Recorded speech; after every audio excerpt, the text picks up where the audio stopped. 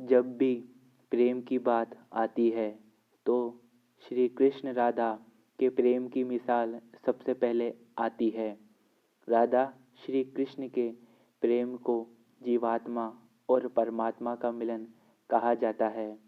ये तो सभी जानते हैं कि श्री कृष्ण की आधार शक्ति थी श्री राधा। माना जाता है कि श्री कृष्ण की बांसुरी से तब तक मधुर स्वर नहीं निकलते थे जब तक श्री राधा रानी बांसुरी को अपने पास न रख ले।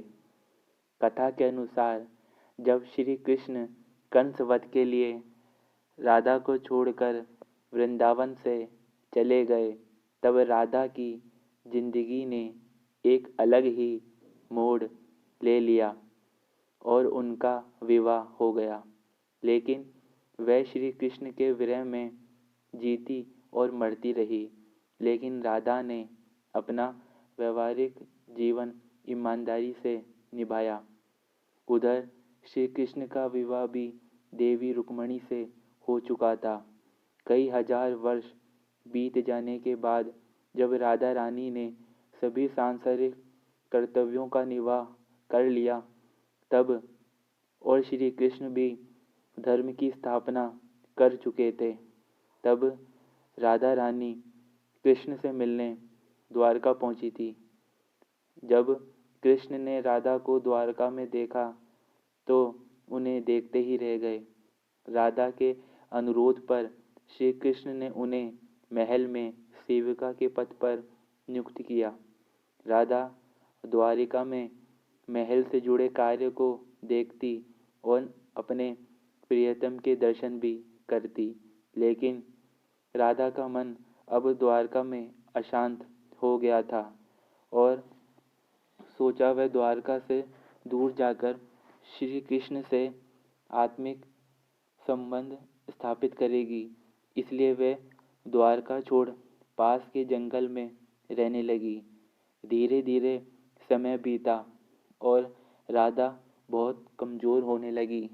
तब श्री कृष्ण राधा रानी से मिले तो वह राधा रानी की पीड़ा उनकी आंखों में देखते ही समझ गए और साथ ही यह भी राधा रानी उन्हें दोबारा देखकर कितनी प्रसन्न है। उन्होंने राधा रानी से वरदान मांगने को कहा तो उन्होंने बस यह इच्छा जताई कि वह आखिरी बार कृष्ण की बांसुरी की धुन सुनना चाहती है। कृष्ण ने बांसुरी बजाना शुरू की और तब तक बजाई जब तक राधा रानी अंतर्ध्यान हो कृष्ण में ही विलीन नहीं हो गई। कृष्ण की बांसुरी की धुन सुनते सुनते राधा रानी ने अपना सांसारिक शरीर त्याग दिया और गोलोक में जा पहुंची, जहाँ से द्वापर की प्रेम लीला का आरंभ हुआ था और कृष्ण का इंतजार करने लगी।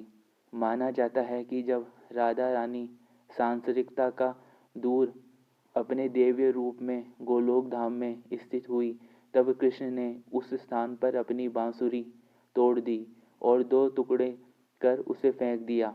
राधा रानी के जाने के बाद से जब तक कृष्ण धरती पर रहे तब तक उन्होंने फिर दोबारा बांसुरी कभी नहीं बजाई।